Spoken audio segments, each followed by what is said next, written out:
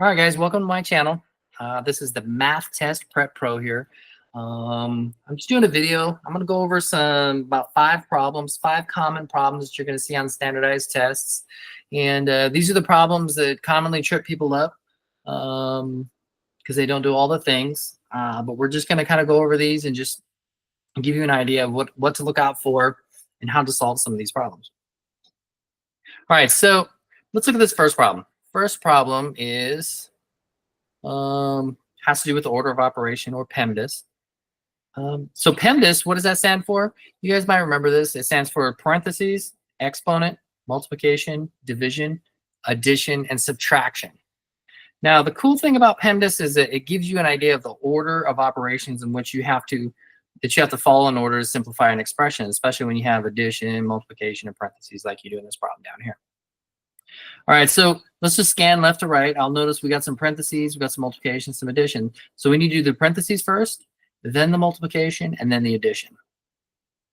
All right, so coming in here, we're just going to do the parentheses. 8, let me try it again. 8 plus 2x. I'm not going to touch anything else. Then we work on the parentheses. 32 minus 1 is what? 31. So we have 8 plus 2x times 31.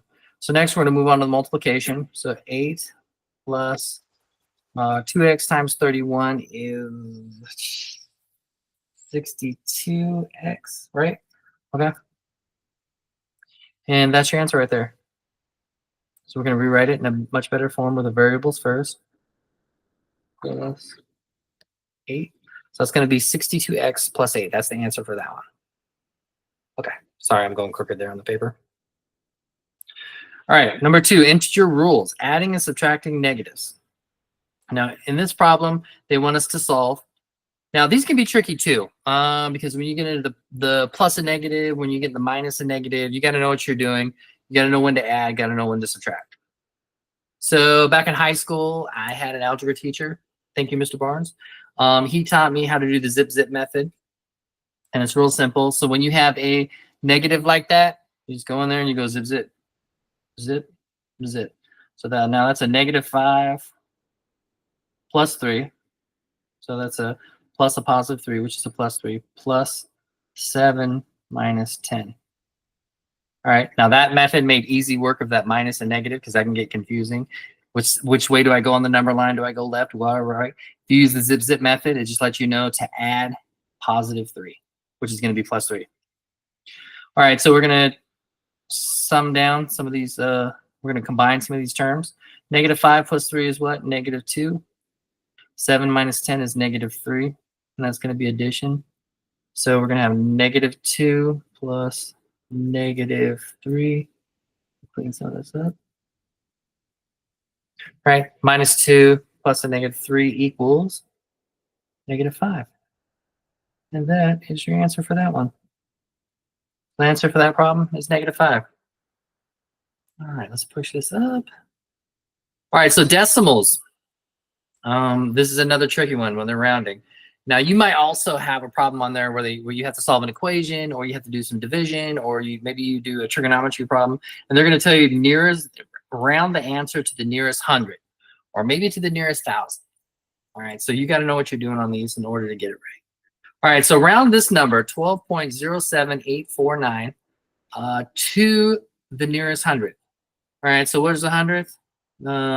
0 is going to be a 10th place, right? This is going to be the 100th. Right there is going to be the 7. So I usually draw a line right in there. And whether or not it's going to round up or stay the same depends on the number that's to the right of that long line. So on the other side of that line is 8. So that means we're going to round up the 7 to an 8. So it's going to be 12. That's not working. 0.08. So the answer is 12.08. All right, the next problem. Proportions. So in this problem, let me line this up. Sorry. All right, so in this problem, this is going to be a proportions, a word problem. So if 5 pencils cost $3.25, how much would 8 pencils cost at the same rate? 5 pencils are $3.25, and how much would 8 pencils cost at the same rate? So we're going to have to calculate a rate, right? So we would have to know a rate. Over here, it tells you how many pencils and what they cost. So we can use that to figure out the rate. So if you take 325, divide that by 5, that's going to tell you how much the cost is per pencil. So let me do a little bit of math here. Sorry, I got a cord in the way.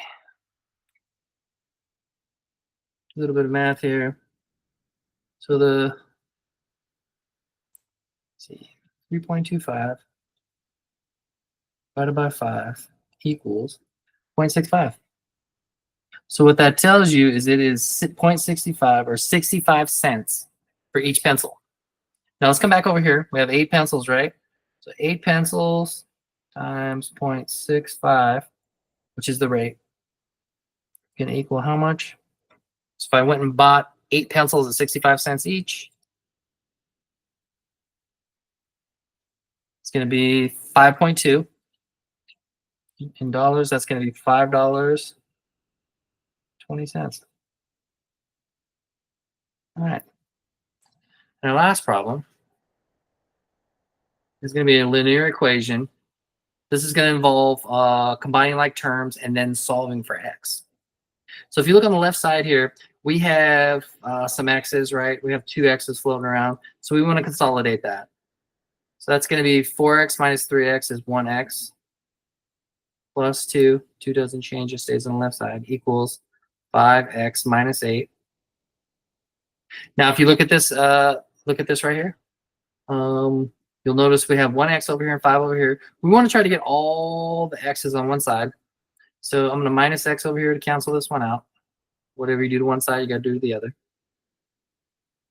That's going to be x's cancel out. 2 equals 4x minus 8. I'm just going to scoot this up a little bit. There we go. 2 equals 4x minus 8. So what we want to do is we're going to get the x by itself at this point. So we're going to plus 8 on each side. Do one side, got to do the other. It cancels out the 8's over here. Gives us 10 equals 4x. So 4x equals 10. So 4 times x and 10, we want to get the x by itself. So if it's 4 times x, you want to divide by 4 to cancel out the 4's. When you do one side, you got to do the other. These cancel out, leaving x equals 10 over 4. If you reduce that, it equals 5 over 2, 5 halves, which also equals 2.5. And that's the answer right there. All right. So if there's any more questions, just let me know. Once again, I'm the Math Test Prep Pro. I'm here to help you out. If you want to, you can always leave a problem in the comments that you want me to solve in a video or something that you just need help with. I'd be glad to answer any questions that you might have. But other than that, thanks for coming to my channel, the Math Test Prep Pro, and I look forward to more videos and having you come check out my videos. Thank you.